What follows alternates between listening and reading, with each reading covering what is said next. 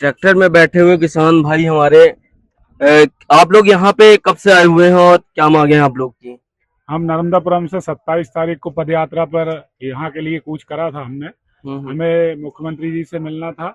हम्म। तो हम 3 दिनों से यात्रा चल रही है हमारी, और कल हमें यहाँ रोक दिया गया। तो हम यहाँ, शासन ने हमें रोका तो हम यहीं पे अब अपना खाना पीना कर रहे हैं और यहीं रुके हैं। जब तक शासन हमें यहाँ रोकेगा तब तक हम यहाँ डटे रहेंगे। अ, और हम, शासन की बहुत सारी नीतियां हैं जिनसे परेशान होकर आज हम सभी किसानों के बीच में मन में एक आक्रोश आया है कि किसानों को क्या इसी तरीके से छला जाएगा। सभी किसानों को इस तरीके से चला जा रहा है जैसे किसान कोई हमारी समाज का कोई अंग नहीं है। किसान को शासन प्रशासन ऐसा सोच रहा है कि सिर्फ ये खेत में रहना चाहिए, इनके बच्चे ना पढ़ लिख के कोई बाहर निकले।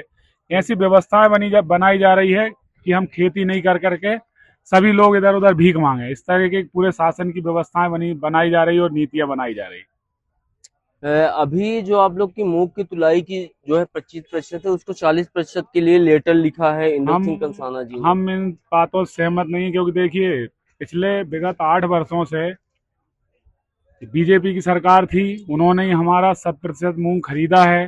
तो आज इस वर्ष ऐसा क्यों कि 25%, जब पहले से आप 100% ले रहे थे, हम्म। तो आज किसानों के साथ यहाँ दुर्व्यवहार क्यों कर रहे हैं? और पहले से किसान को खाद की व्यवस्था बड़ी बढ़िया मिल रही थी, तो आपने उसमें ई टोकन लाद दिया जिसमें आपको खाद ना मिल पा रहा है, और मिल पा रहा है तो ऐसा खाद मिल पा रहा है जो, अरे हमारे घर पे गोबर का खाद होता है, उससे अच्छा तो हमारा गोबर का खाद है जो टीएसपी दे रहा है। टीएसपी में है क्या? हम्म। टोकन में ये व्यवस्था हो गई कि आपको सिर्फ उस पर ऑप्शन आता है कि टीएसपी मिल रहा है। तो भाई टोकन व्यवस्था तो ऐसी कर दी कि हम जो चाह रहे हैं खाद, हमें वो खाद मिलना चाहिए, जितना चाह रहे हैं उतना मिलना चाहिए, हम्म। तब तो हम खेती कर पाएंगे। हमें हमारी जमीन का पता है कि हमारी मिट्टी चाह रही है कि इसमें आधी बोरी डालना है, कहीं की मिट्टी चाह रही 3 बोरी डालना है। हम्म। तो हमें, हमारी मजबूरी है कि जो मिट्टी जैसा चाह रही वैसा खाद देना पड़ेगा, तब बिल्कुल। तो पैदा होगा, तब हमारे बच्चे कुछ खा पाएंगे, हम देश को खिला पाएंगे। जी। लेकिन शासन यहाँ पे ऐसी, प्रशासन जो है ऐसी नीतियां बना रहा है। आईएएस आईपीएस अधिकारी बैठ के एक कमरे के अंदर ऐसे बैठ के ऐसी नीतियां बना दे रहे हैं जो किसानों की समझ से बिल्कुल परे है। मतलब खेती के बीच में बैठ के समझो कि खेती है क्या चीज, उसके बाद आप उनकी नीतियां बनाओ ना। भाई हमारे संगठनों को बुलाओ, किसान नेताओं को बुलाओ, उनके बीच में बैठ के सारी नीतियां बनाओ। आप तो कोई भी नीति बनाते हैं और थोप देते हैं, परेशान होता है किसान। आज हर जगह लाइन लगी है, हर एक किसान ऐसा खाद के लिए लाइन लगा। जो यदि एक किसान के घर यदि कोई व्यक्ति अकेला हो तो वो खेती नहीं कर सकता, वो लाइनों में ही लगा रहेगा बेचने के लिए लाइन। अभी एक और नई व्यवस्था लगा दी है कि आप कोई भी फसल बेचने जाएंगे तो हम्म। आपको वहाँ बिल बनवाने के लिए अंगूठा लगाना पड़ेगा। बिल बनवाने जमीन के लिए, जिसके नाम से जमीन होगी। जिसके नाम से जमीन है, बिल बनना है।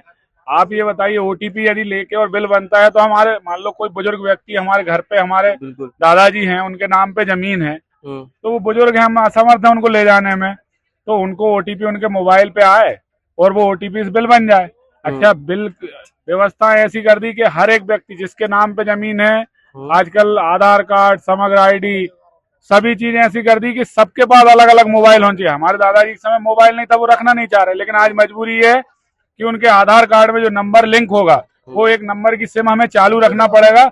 हमारे घर में यदि 4 सदस्य हैं तो 4 सिम रखना पड़ेगा हमें। हमारे 1200-1500 रुपए उसमें जा रहे हैं जबरदस्ती। भाई एक सिम से रिचार्ज। हमारा काम हो ना, रिचार्ज में। वो तो सीधा सीधा मान लो जो सिम, जो कंपनियों की बड़ी बड़ी कंपनियां, देखो हम तो सीधे साधे किसान गांव में रहने वाले, हम नहीं जानते कौन सी कंपनी क्या है।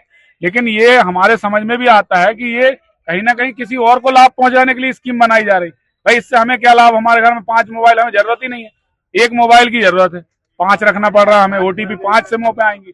तो ये सब व्यवस्थाएं जो बना रही शासन, उससे हम परेशान, इसलिए हम रोड। पिछले वर्ष भी आप लोग खाद की लाइनों में लगे, फिर इसके बाद टोकन व्यवस्था लाई गई जो सुविधा के लिए लाई गई स्कीम, अब जमीनी स्तर पे जो किसान है उनके लिए असुविधा बनती दिख रही है।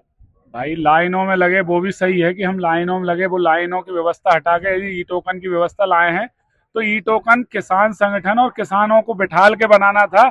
ऐसी ई टोकन व्यवस्था बना दी कि आपको डीएपी उसमें आ ही नहीं रहा, पोर्टल पे दिखता ही नहीं है डीएपी। हमें चाहिए डीएपी। आप टीएसपी, एसएसपी, दुनिया की चीजें दिखाओ। भाई एसएसपी हम कहते, डीएपी का काम एसएसपी करेगी क्या? बिल्कुल नहीं। जिस जमीन में नाइट्रोजन फास्फोरस चाहिए उसमें फास्फोरस अकेले से काम होगा क्या? नहीं। भाई जो फसल, जहां जिस चीज की आवश्यकता, हम वो डालेंगे। हमें मालूम है हमारे पौधे में क्या चाहिए, यूरिया चाहिए, कहीं डीएपी चाहिए, फास्फोरस चाहिए, तो ये मान लो टीएसपी कोई खाद है क्या? तो ऐसी व्यवस्थाएं जो बंद कमरे में बैठ के बनाई जा रही है, उसके विरोध में हम लोग निकले। और हमारी दो मांगे विशेष है कि जो पिछले विगत वर्षों से मूंग खरीदी, गेहूं खरीदी, अब गेहूं खरीदी में भावांतर लागू कर दिया है, धान में भावांतर लागू कर दिया। भावांतर का मतलब ये होता है कि आपकी फसल 1500 बिके या 1200 बिके, ये कौन सी व्यवस्था? भाई हमारे पास समर्थन मूल्य एमएसपी पे हमारी फसल बिक रही है, तो हमें पता है कि इसमें हमें इतना लाभ, इतना मुनाफा, इतना घाटा होने वाला है, हम फसल लगाएंगे, खेती करेंगे। इसमें तो हमें ऐसी व्यवस्था हो गई कि हमें पता ही नहीं, पता लगा हमारा इस साल घाटा हो गया तो हम खेती छोड़ेंगे, पता लगा अगले साल कहीं ज्यादा भाव मिल गया, फायदा हो गया। तो कुल मिलाकर हम असमंजस में रहेंगे, खेती करें कि हम रोड पे बैठ के भीख मांगे। भाई हमें हो सकता है भीख मांगने में ज्यादा पैसा मिल रहा हो, तो फिर खेती करके क्या करेंगे? भाई वहां रात दिन कीड़े कांटे दुनिया की चीजों से हम परिस्थिति में प्रकृति से लड़ते हैं, उसके बाद पैदा करते हैं, फिर हम बेचने जाते हैं। यदि हमें मान लो भीख मांगने से उससे ज्यादा मिल रहा है, तो काहे के लिए हमारे बच्चों को वहां बैठा लेंगे, भीख मांगने के लिए बैठा लेंगे? ये हमारा दर्द है जो हमने आपके माध्यम से रख दिया है। प्रशासन हमारी सुने नहीं सुने, हम तो ऐसा है कि हमारे दर्द व्यक्त करने के लिए यहाँ पे बैठे हैं, और जब तक मान लो ऊपर वाला सुन रहा है जब तक बैठे हैं। ये जितने भी नेता हैं वोट मांगने आते हैं, सभी कहते हैं हम किसान पुत्र हैं, और आज यहाँ किसान सड़कों पे बैठा हुआ है, तो कोई नेता हमें यहाँ पे दिखाई नहीं दे रहा है। देखिए, ये जिसको तकलीफ होती है, जो एसी में बैठे हैं, बड़े बड़े मीटिंग हॉल में बैठे हैं, जनता नहीं तो बैठाया है। लेकिन अगली बार देखेंगे ना, आने वाला समय आएगा, ये बताएगा समय आएगा। भाई देखिए, हमने उस समय ये नहीं सोचा था, उस समय हमने जो वोट दी थी एक अच्छी सरकार के लिए, अच्छी व्यवस्था के लिए दी थी। लेकिन आज मोहन सरकार और शिवराज जी, मोहन यादव जी और शिवराज सिंह चौहान जी, आपस में उनकी दोनों की खींचातान चल रही है, और इस खींचातान में मर रहा है किसान। क्योंकि कहीं ना कहीं केंद्रीय कृषि मंत्री है शिवराज जी, वो पहले यहाँ के मुख्यमंत्री रहे, आज मोहन यादव यहाँ के मुख्यमंत्री है, उन्होंने यहाँ 15-20 साल सरकार चलाई। और हम जब छोटे छोटे थे तब से हम शिवराज जी को देख रहे हैं कि यहाँ के मुख्यमंत्री थे। उस समय हमारे पास ऐसी कोई अव्यवस्था नहीं फैली, तो हमने उस सरकार को वोट दी थी कि हमें अच्छी व्यवस्था मिल रही है, अच्छी सरकार चल रही है, हम उस समय वोट दे रहे थे।